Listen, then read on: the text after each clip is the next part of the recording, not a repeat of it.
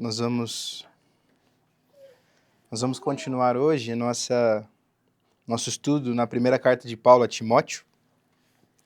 Semana passada nós lemos aí os primeiros 17 versículos da carta e nós passamos por alguns pontos que foram o cuidado com os falsos ensinamentos, o entendimento correto a respeito da lei e, por fim, o exemplo de Paulo, né? Como ele se coloca como alguém que foi alcançado pelo efeito transformador do Evangelho. E quem não esteve conosco pode depois ver lá no YouTube também, tem a mensagem lá. Eu acho que se eu pudesse resumir essa mensagem da semana passada seria dizendo: nós não podemos tolerar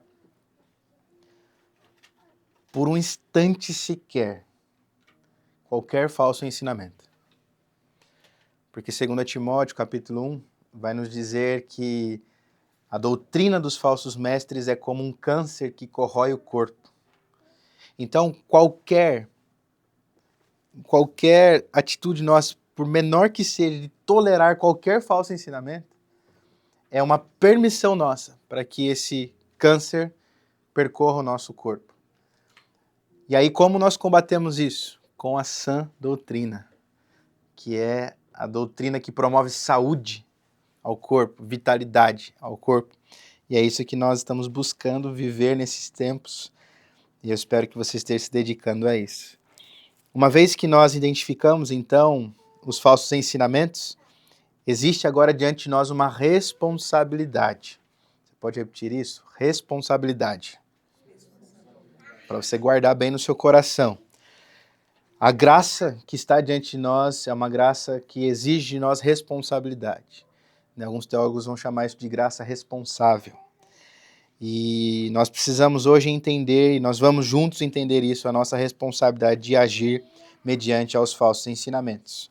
E aí, então, a gente vai ler 1 Timóteo, capítulo 1. Nós vamos ler dos versículos 18 até 20, e assim a gente encerra o primeiro capítulo. São poucos versículos, mas muito poderosos para a nossa reflexão de hoje. Nos diz assim o texto: esta é a admoestação que faço a você, meu filho Timóteo, segundo as profecias que anteriormente foram feitas a seu respeito, que firmado nelas, você combata o bom combate, mantendo a fé e a boa consciência. Fé e boa consciência. Porque alguns, tendo rejeitado a boa consciência, vieram a naufragar na fé. Entre esses estão Himeneu e Alexandre, os quais entreguei a Satanás para serem castigados, a fim de que aprendam a não blasfemar.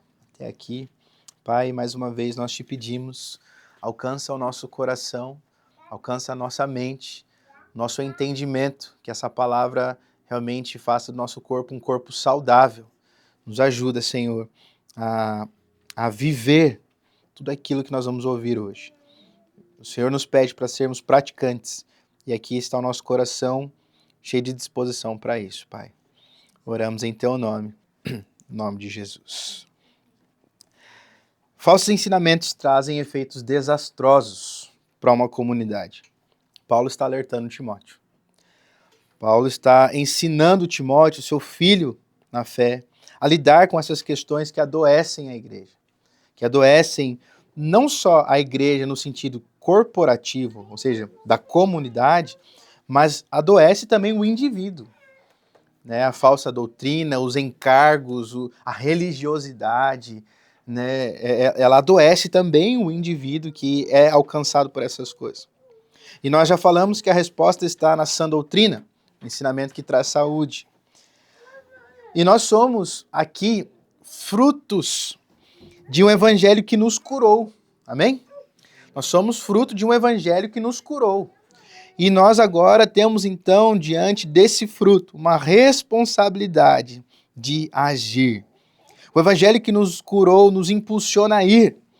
E agora nós temos a responsabilidade de agir. Foi o que Paulo disse a Timóteo. Nesse primeiro capítulo é isso que acontece.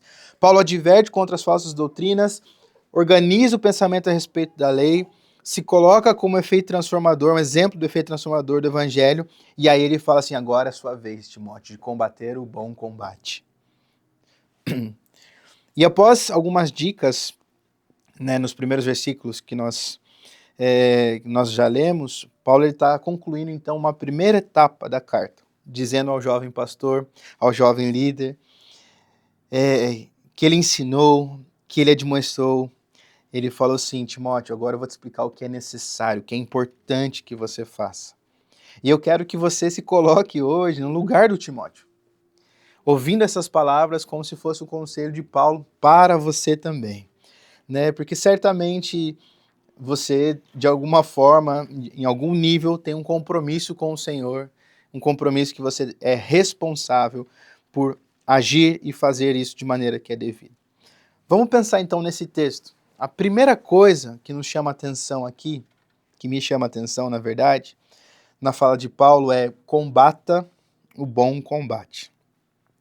Eu sou uma pessoa que gosta muito de olhar para o dicionário, né?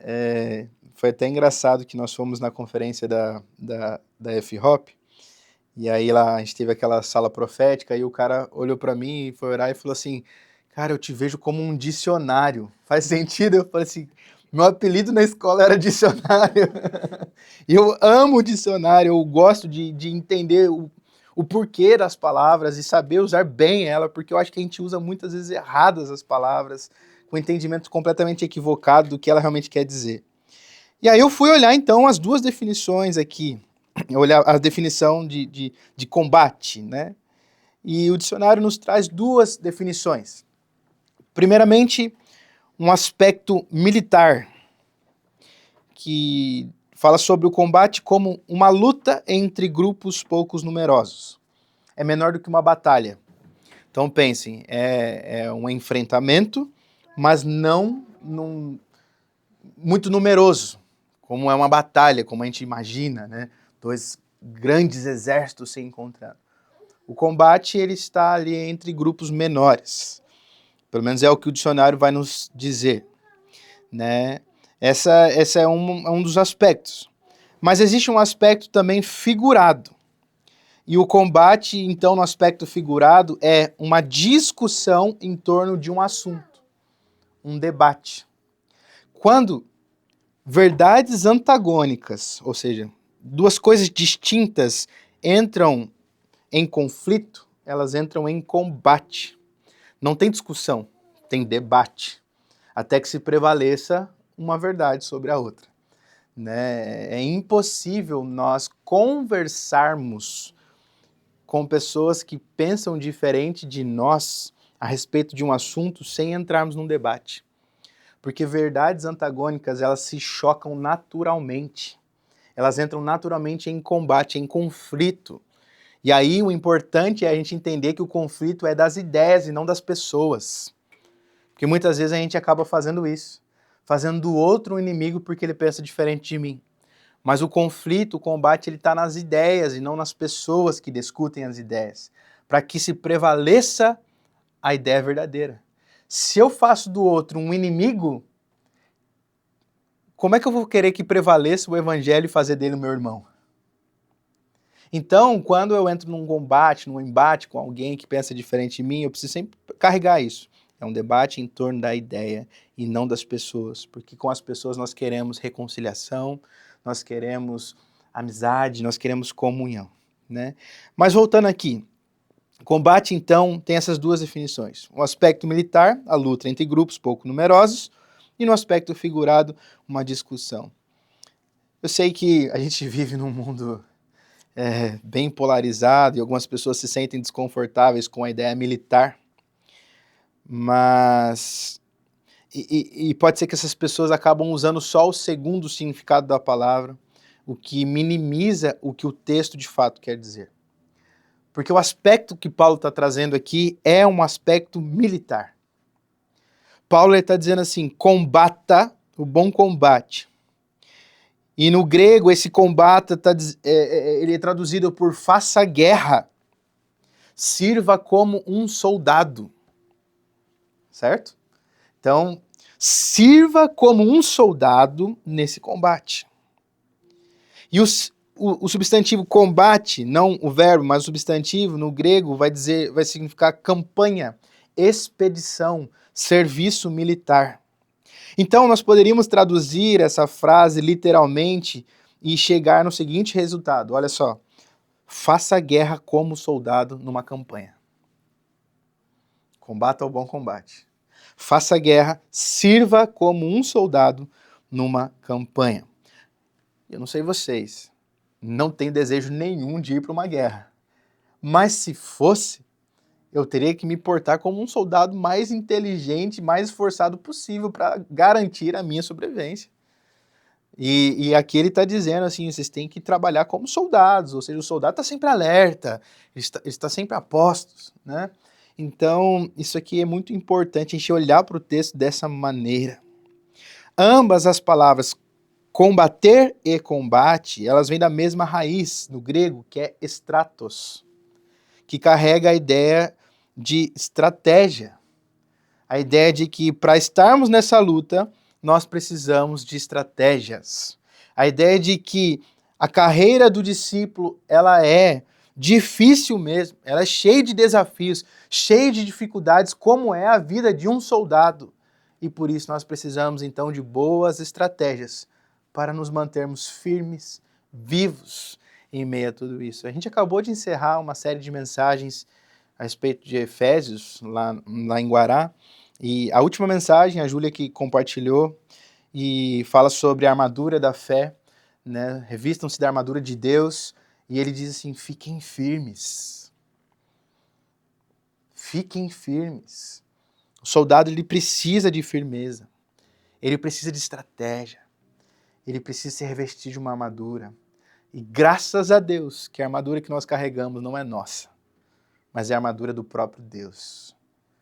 Isso significa que é Ele quem dá os recursos, é Ele quem dá as estratégias, é Ele quem capacita, é Ele quem dá o direcionamento, é Ele quem diz, agora você fica, agora você marcha, agora você ataca, agora você fica, monta o acampamento. Foi assim no Antigo Testamento, continua sendo até hoje. Números fala sobre como a nuvem ia guiando o povo. Vocês se lembram disso? Uma nuvem ia adiante do povo, e quando ela parava, o povo montava acampamento. Quando ela se movia, o povo desmontava tudo e ia seguindo a presença de Deus. E nada mudou. A nuvem do Senhor continua nos conduzindo. E Paulo está falando, você precisa só se compreender um pouco melhor nesse cenário. Porque não dá para você ser um soldado que fica sentado, passivo, esperando a guerra acontecer. Você vai ser atingido, você vai ser ferido. Você precisa de estratégia. Você precisa fazer guerra, servindo como soldado numa campanha. Então é importante nós entendermos que, uma vez que é o Senhor quem faz, a nossa postura, ela não tem que ser uma postura nem de força nem de violência. Não é mesmo? Mas uma postura de alguém que caminha pelo Espírito. É o que Zacarias, capítulo 4, versículo 6 diz. Nem por força, nem por violência, mas pelo Espírito. O Senhor nos dá as ferramentas e nós precisamos crer nisso. Ferramentas úteis para o bom combate. E aqui, o próprio texto que nós estamos lendo, ele nos mostra duas dessas ferramentas. E eu sei que tem gente que não gosta de repetir, mas hoje eu vou pedir para vocês repetirem comigo para a gente guardar. Então repita, fé e boa consciência. Ok, então você tem responsabilidade e agora você tem duas ferramentas na sua mão, a fé e a boa consciência. Para definir fé, eu não usei o dicionário, mas sim o texto bíblico, porque ele é suficiente para isso. E Hebreus, capítulo 11, versículo 1 a 2, nos diz que a fé é a certeza das coisas que se esperam e a convicção dos fatos que não se veem. Vocês se lembram disso daí, né? O texto lá no versículo 2 termina dizendo que foi pela fé que os antigos obtiveram um bom testemunho. Então, essa é uma definição ótima de fé. E durante o bom combate, nós não podemos abandonar as nossas firmes convicções, as nossas certezas, as convicções dos fatos que nem vemos. O próprio texto de Hebreus aqui, ele fala sobre isso lá no capítulo 12. Ele diz assim: uma vez que nós temos uma grande nuvem de testemunhas ao nosso redor, nós precisamos continuar olhando firmemente para o autor e consumador da nossa fé e correndo com perseverança a carreira que nos é proposta, o combate que nos é proposto. E é bem comum que nós deixemos de lado algumas coisas quando nós estamos em situações complicadas, né? Mas lembre-se, o Senhor Jesus, ele nos disse lá no Sermão do Monte, Mateus capítulo 5, versículo 11, bem-aventurados são vocês, quando por minha causa os insultarem, quando por minha causa os perseguirem. Vocês se lembram disso? Dessas palavras de Jesus? Ele diz, bem-aventurados são vocês quando mentindo disserem todo mal contra vocês. Bem-aventurados, abençoados, felizes são vocês. Não abandone as suas convicções porque as coisas ficaram difíceis. Se apegue mais ainda a elas. Lembre-se dos textos bíblicos que podem nos ajudar nessas situações. O apóstolo João, ele falou assim, que nós já vencemos o mal. Precisa se lembrar disso. Ele diz que nós já vencemos o mal porque maior é o que está em nós do que o que está no mundo. Então, de maneira alguma, podemos deixar a nossa fé ser enfraquecida pelo combate que está diante de nós. Pelo contrário, o combate é o lugar de maior exercício da fé. É que a gente tem uma tendência, né, nos dias difíceis, vou falar agora das coisas naturais, a gente não vai na academia. Nos dias difíceis a gente deixa de fazer algumas coisas. E às vezes a gente acaba carregando isso para a nossa vida espiritual. Nos dias difíceis a gente deixa um pouco de lado as coisas do Senhor, porque talvez não no primeiro dia, porque o primeiro dia da aflição, da angústia, você corre para o Senhor. Senhor, me ajuda e tal, mas aí uma guerra, gente, não é os 2 minutos que dura num filme que a gente assiste. São dias e dias e dias, e perseverar e continuar crendo na situação difícil que o Senhor vai fazer, ainda que eu não veja. Isso é muito complicado, mas esse é o chamado de Deus para nós. Então não abandonem jamais essa primeira ferramenta que Paulo coloca nas nossas mãos, que é a fé. Mas também não abandonem a boa consciência. Isso aqui é precioso demais. A gente tem que definir também o que Paulo está querendo dizer sobre boa consciência. E quando ele fala de boa consciência, ela pode ser entendida como um estado mental de clareza. É quando as coisas estão claras diante do seu entendimento. E só é possível quando você tem uma vida em conformidade com vontade e mandamentos de Deus. Quando a gente fala da boa consciência das coisas do Senhor. É a percepção interna de você estar caminhando de acordo com a vontade do Evangelho em obediência a Deus. Vocês já sentiram isso? Um sentimento lá dentro de vocês de que eu estou caminhando, eu estou no lugar certo. Estou fazendo o que o Senhor está pedindo de mim. É maravilhoso quando você tem essa convicção, quando você tem essa certeza. Isso significa que você tem boa consciência, você tem clareza de onde Deus está pedindo para você caminhar, das estratégias que Deus está te dando no combate. É maravilhoso. E nem sempre a boa consciência vai acontecer num lugar seguro, onde está tudo bem. Às vezes vai ser no vale da sombra da morte. Vai ser na mesa, diante dos seus inimigos. Mas a sua consciência vai estar assim, era para eu estar aqui. Você vai ter clareza de que você vai estar caminhando de acordo com a vontade do Evangelho em obediência a Deus. Da mesma forma como quando o Senhor nos colocar nos pastos verdejantes e trazer refrigério à nossa alma, nós vamos ter certeza e boa consciência de que agora era para eu estar nesse lugar. Então a boa consciência, ela fala dessa clareza da mente e do coração, a percepção de que nós estamos no lugar certo. A boa consciência, ela reflete o estilo de vida, que busca evitar pecado, que busca viver de acordo com os padrões de Deus, de santidade. A boa consciência nos leva a uma vida honesta. A boa consciência nos leva a uma vida transparente, sem hipocrisia. A boa consciência nos leva a um lugar de manter um testemunho fiel diante dos outros. É o soldado que, quando é capturado, ele se mantém fiel, ainda que torturado, ainda que ameaçado. Ele mantém o testemunho fiel diante dos outros, porque jamais ele poderia negar a própria consciência, que é conduzida pelo Espírito, que é conduzida pelo Senhor. Então, manter a boa consciência, gente, é crucial para nós evitarmos os perigos dos falsos ensinamentos, que é o alerta aqui. Não se esqueçam que o combate que Paulo está propondo é o combate aos falsos ensinamentos. Porque aí a gente começa a pensar em combate, já vai imaginando as coisas da nossa vida, né? Os nossos problemas, as nossas dificuldades. Esse aí você também vai ter que lidar com eles. Mas Paulo está chamando gente que vai combater em nome da igreja, os falsos ensinamentos, que vai manter uma igreja sã. Então a gente precisa voltar, porque senão a gente vai caminhando demais para mim, pro eu, para aquilo que me toca, para aquilo que me alcança. Mas aqui, a boa consciência é em relação aos perigos dos falsos ensinamentos. Então Paulo está dizendo assim, mantenha a boa consciência e persevere na fé. É o chamado dos cristãos, especialmente para aqueles que estão em posturas de liderança. Especialmente, mais ainda vai ser cobrado destes. Uma vida que honre o Senhor Deus em todos os aspectos.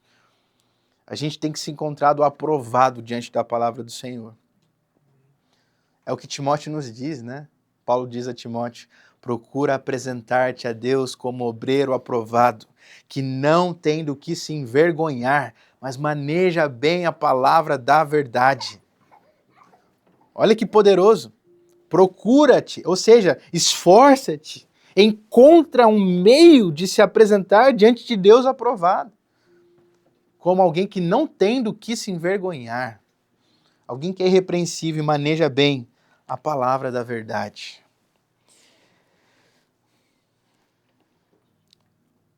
A gente precisa viver isso, porque se nós rejeitarmos a boa consciência, a fé fica comprometida. É isso que nos diz o texto aqui no versículo 19. Alguns que rejeitaram a boa consciência vieram a naufragar na fé. A rejeição da boa consciência, o texto bíblico chama isso de naufrágio. E quando nós falamos de naufrágio, nós estamos falando de um navio que perde a sua rota, se choca com alguma rocha. E assim é quem naufraga na fé. Ele se desvia dos ensinamentos, perde direção e ele acaba se ferindo. O grande problema do naufrágio não é nem o fato de se perder. É o fato de que o naufrágio ele implica em destruição. Nenhum navio que sofre um naufrágio, né, ele volta inteiro. O naufrágio implica em destruição. Se você colocar naufrágio no Google, você vai ver imagens de navios destruídos, que muito provavelmente vão afundar e vão se perder. O grande problema está na destruição. E uma pessoa que naufraga na fé, ela experimenta então de um colapso da sua espiritualidade, de uma destruição da sua espiritualidade. Ela perde a integridade da sua fé. E é por isso que a gente não pode rejeitar a boa consciência de maneira alguma. Porque se a gente rejeita, tem um colapso da nossa espiritualidade e nesse cenário surgem comportamentos e escolhas imorais. Nesse cenário surgem escolhas contrárias aos princípios cristãos, que podem nos levar para uma perda ainda maior de uma fé genuína. Faça uma autoanálise agora, olha para a sua vida. Os momentos em que a sua fé, de alguma forma, teve um colapso, ela se enfraqueceu, foram os momentos que você fez as piores escolhas. Foram os momentos de fraqueza. São os momentos em que as pessoas que têm os seus vícios recaem nos vícios. São os momentos em que as pessoas que são iradas demais, elas começam a ter essa vida de braveza, de ira sem medida. É no momento em que a fé ela entra em colapso, que ela perde a integridade, que nosso coração ele começa a escolher coisas imorais e contraditórias aos princípios cristãos. E eu não estou nem falando do ímpio, daquele que não é crente, eu estou falando do crente, que crê, mas de alguma forma deixou a sua fé ser enfraquecida. Então, nós não podemos nos dar o luxo da nossa fé ficar enfraquecida, porque só vai extrair o pior que há em nós. A gente tem que olhar mesmo para isso. Boa consciência e uma fé genuína.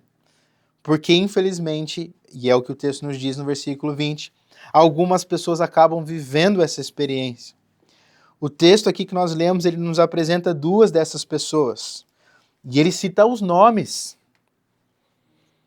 Para as pessoas que estavam lendo isso daqui, elas identificavam as pessoas. Hoje em dia a gente fica cheio de receio, com medo de citar, dar nome às coisas, né? Aqui Paulo está expondo, falando assim, não sejam como o Himeneu e o Alexandre. É pesado isso, mas vocês vão entender o propósito de Paulo. Esses dois, o texto bíblico nos diz que eles foram entregues a Satanás. Imagina, gente, se eu mando uma carta para a igreja e falo assim, gente, cuidado com o Vini, porque eu entreguei ele para Satanás. Pesado, né? Pesado. A gente tem que entender, então, o que isso quer dizer. Esse termo, entregues a Satanás, ele aparece em outros dois contextos. Em dois contextos. Né? Aqui em 1 Timóteo, capítulo 1, versículo 20, mas também lá em 1 Coríntios, capítulo 5, versículo 5. Paulo usa essa expressão que soa muito rígida, mas ser entregue a Satanás sugere a excomunhão, a exclusão da igreja. Uma vez que a pessoa está fora do corpo, ela está sujeita a quem? Satanás. A pessoa que está dentro do corpo também é alvo das tentações e das artimanhas de Satanás, mas ela é sujeita ao espírito. Agora, quem não está no corpo, ela se expõe e se sujeita completamente às ações de Satanás. Então, quando Paulo está falando assim, eu os entreguei a Satanás, está falando assim, gente, eles não estão fazendo mais parte do corpo, eles se excluíram desse lugar. E agora eles estão ali diante das ações de Satanás, expostos a isso. É isso que Paulo está querendo dizer. Só que ele coloca um objetivo nessa exclusão. Sei que é pesado também excluir alguém, mas ele coloca um objetivo, e o objetivo está lá em 1 Coríntios, capítulo 5, versículo 5. Paulo fala o seguinte, olha, para que eles aprendam a não blasfemar e a destruir a carne para que o espírito seja salvo. Paulo, ele coloca como objetivo não a destruição definitiva dessas pessoas, ou a condenação desses indivíduos, mas a correção e a restauração. Então, ser entregue a Satanás faz dos pecadores que passaram por isso experimentarem das consequências dos seus atos, sem o envolvimento, o abraço da igreja. E isso provavelmente os levaria a um caminho de arrependimento. É isso que Paulo está considerando. Eles vão experimentar, eles vão ver como é difícil e isso vai levar eles a um caminho de arrependimento. E Paulo orava para o retorno desses irmãos à comunhão com uma fé renovada. Não da mesma maneira como estavam, mas com uma fé renovada. A igreja, gente, ela tem responsabilidade de manter a pureza da palavra, a pureza da doutrina cristã, da prática cristã. E isso inclui disciplinar os membros que se desviam desses padrões. E essa é uma das tarefas mais árduas do pastor, que infelizmente muitos têm deixado de lado para não perder pessoas.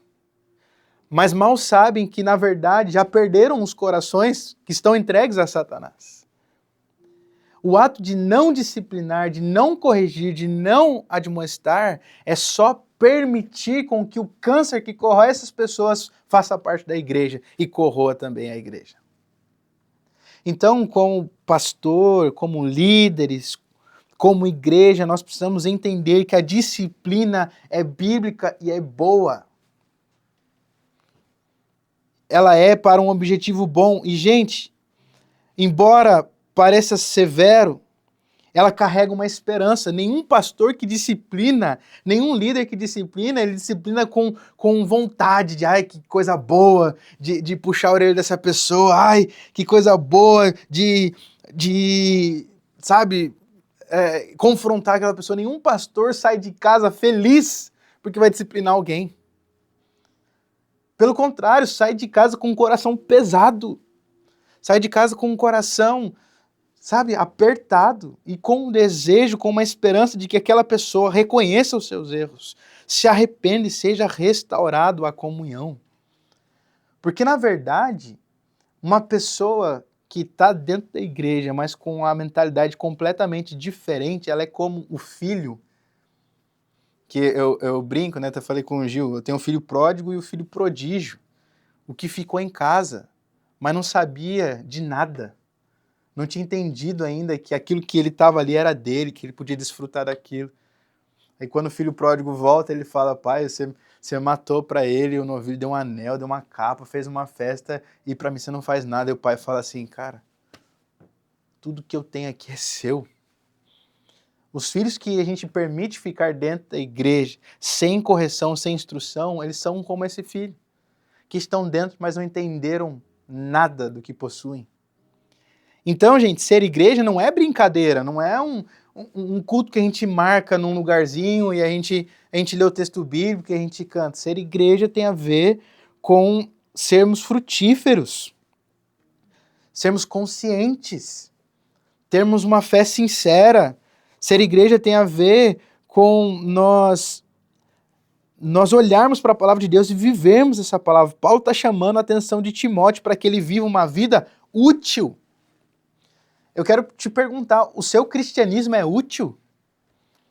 Eu quero te convidar a fazer essa reflexão. A sua vida cristã, ela é útil para alguma coisa? Ela serve para alguma coisa? Isso é muito importante, da gente fazer essa reflexão. A minha vida cristã está servindo para alguma coisa? E não estou falando de você ser visto como boa pessoa, ela é útil para o reino? Ela é útil para as pessoas? A vida cristã é uma vida que exige de nós bons frutos. E a gente precisa dessa consciência. Sabe por quê? Mateus capítulo 3, versículo 10 nos diz que o machado ele está posto à raiz das árvores. Vocês lembram desse texto? Vocês já leram isso aqui? E fala assim, toda árvore que não produz bom fruto, ela é cortada e lançada ao fogo. Então, a gente fica, às vezes, brincando, negociando de ser crente, mas a gente não está entendendo que quem segura o machado não é o pastor, é o próprio Deus. E é o próprio Deus que está dizendo, a árvore que não produzir bom fruto, eu vou cortar, eu vou arrancar fora. Porque o Senhor ele quer que a gente produza bons frutos. Nós precisamos, então, ter boa consciência disso. Temos clareza desse assunto. Eu quero ler com você, então, um último texto, e assim a gente encerra a nossa reflexão de hoje, que é o texto de Lucas, capítulo 13. Lucas, capítulo 13. Versículo 6 até o versículo 9. Vocês acharam? E Jesus contou a seguinte parábola. Certo homem tinha uma figueira plantada na sua vinha, e vindo procurar fruto nela, não achou. Então disse ao homem que cuidava da vinha, já faz 3 anos que eu venho procurar fruto nesta figueira e não encontro nada. Portanto, o que ele disse? Corte-a. Porque ela ainda está ocupando inutilmente a terra. Gente, que pesado isso. Porque ela está ocupando inutilmente a terra. Versículo 8. Mas o homem que cuidava da vinha respondeu, Senhor, deixe ainda esse ano, até que eu escave ao redor dela e ponha estrume. Se vier dar fruto, muito bem. Se não der fruto, o Senhor pode cortá-la. Gente, imagina o Senhor te visitando depois de 1 ano, depois de 2 anos, depois de 3 anos, e não tem fruto nenhum. Isso precisa gerar temor dentro de nós, temor mesmo do Senhor. Ainda mais diante desse questionamento, por que que essa árvore está ocupando inutilmente a terra? Isso tem que gerar dentro de nós alguma coisa. Você tem que sair daqui hoje, sabe, com o seu coração te perturbando. Para que a gente não se permita ficar nessa posição. Aí eu olho para esse último versículo, versículo 8, que fala do homem que cuidava da vinha, e eu imagino o pastor, ele é mais ou menos como essa pessoa. Ele fala assim, Senhor, deixa eu cuidar mais um pouquinho desse povo aqui, não corta isso aqui ainda não, deixa eu jogar um pouco de esterco neles, deixa eu escavar ao redor deles, é o que está dizendo aqui, gente, é o texto, tá? Para que eles possam produzir fruto. Mas se eles não derem fruto, que seja feita a sua vontade. Então, eu não vou falar só por mim, mas os pastores, os líderes, eles até certo ponto podem ir pelas pessoas. E sabe, eu acho que é incoerente tipo de liderança que carrega as pessoas no colo e faz tudo pelas pessoas. Porque não é isso que o texto bíblico nos pede. O texto bíblico fala assim, olha, deixa eu escavar um pouquinho mais ao redor deles, deixa eu adubar, deixa eu colocar algumas coisas ali para eles reagirem. Mas se eles não reagirem, muito bem, fazer o quê, Senhor? Então, faz aquilo que é a sua vontade. É isso que a gente precisa entender. O texto tá nos chamando para esse lugar. E é isso que eu quero dizer para você hoje. A responsabilidade de agir é sua. É sua. Eu não posso mover uma palha por você. Eu posso orar por você. Eu posso te aconselhar. Eu posso te dar instruções bíblicas. Mas eu não posso fazer nada por você. Eu não posso tomar nenhuma decisão por você. Nem mesmo a decisão de estar aqui, de refletir sobre isso. Nada. É por isso que Paulo, quando ele vai falar com o pessoal, ele fala assim, rogo-vos, irmãos, eu imploro a vocês, irmãos. Eu peço de todo o meu coração a vocês, porque ele sabia que ele não podia fazer nada. Então eu tinha que implorar. Pelas misericórdias de Deus, vivam de modo digno do Evangelho de Cristo. É isso que Paulo está fazendo. E é isso que eu quero fazer com você hoje também. Te implorar. Reaja. Reaja. Se você está vivo, reaja. Se você está vivo, produza bom fruto. Se você está vivo, faça alguma coisa. Pare de ocupar inutilmente a terra. Pare de ocupar inutilmente um lugar que outro poderia estar ocupando e produzindo muitos bons frutos. Eu oro para que o Senhor nos permita continuar participando daquilo que Ele está fazendo. E eu sempre falo isso. Mas o meu coração ele se enche de temor e de agonia só de imaginar o Senhor passando, fazendo a sua obra e eu distante de tudo aquilo que Ele tem feito.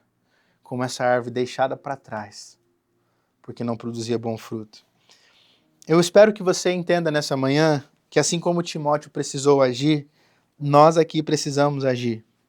Nós precisamos tomar hoje uma decisão. Você precisa tomar hoje uma decisão de combater o bom combate com fé e boa consciência. E eu quero dizer uma última coisa, última mesmo. A luta já está perdida se você dedicar para ela a força e o tempo que restam apenas. Deus quer ser o primeiro na sua vida. Deus quer ser o primeiro na minha e na sua vida. Não tem a ver com força e tempo que restam. Se o soldado dedica força e tempo que restam na guerra, ele morre. Se a árvore dedica força e tempo que restam, ela não produz bom fruto. E assim também nós não podemos nos dar o luxo de rejeitar a fé, viver sem uma consciência que esteja clara e dedicar força e tempo só que sobram diante do Senhor. Que o Senhor nos ajude, em nome de Jesus. Quero orar com você. Pai, nós colocamos as nossas vidas aqui diante do Senhor. Obrigado porque essa palavra nos encontra nessa manhã de maneira poderosa. E nós te pedimos mesmo, Senhor, assim como foi com Timóteo, que o Senhor renovou dentro do coração dele o chamado, reavivou dentro dele o chamado. Reaviva hoje em nós, Pai, a vocação, o chamado do Senhor para nós.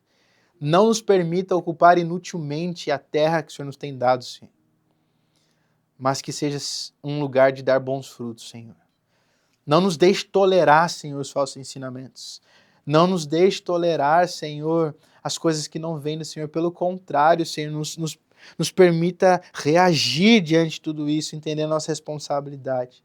Mas para isso também nós pedimos, Pai, sabedoria. Palavras que venham do Senhor. Assim como o Senhor fez com Estevão, que quando foi colocado diante do sinédrio falava como quem tinha sabedoria, que o seu rosto resplandecia e a glória do Senhor era perceptível diante daqueles homens. Faz isso conosco também, Senhor, quando confrontados, quando colocados, Senhor, diante dos combates que nós teremos, Senhor, faz a tua glória resplandecer através da nossa vida, nos dá as palavras, Senhor. Nos dá o sentimento adequado, Senhor, não de justiça própria, mas da justiça que vem de Deus. Nos dá, Senhor, condições emocionais para lidarmos com as situações também, Senhor. Guarda o nosso coração, guarda a nossa mente, Senhor. E nos ajude a guardar a tua palavra no nosso coração, para não pecarmos contra ti, Senhor Jesus. Nos faz realmente obreiros aprovados, é o que nós te pedimos nessa manhã, Senhor. Obreiros aprovados, que não têm do que se envergonhar, mas que manejam bem a tua palavra, a palavra da verdade. Nos ajude, Pai, nessa vida de fé e boa consciência. Nos ajude a reagir. É a nossa oração nessa manhã. E nós já pedimos, nos leva em segurança para as nossas casas, nos guarda nesse domingo, nos nossos afazeres, aquilo que a gente tem ainda diante de nós, que a tua paz nos acompanhe, que a tua graça seja sobre nós, que o amor de Cristo seja sobre nós, seja derramado de maneira abundante no nosso coração. Não só hoje, Senhor, mas por todos os dias da nossa vida. Amém. Amém.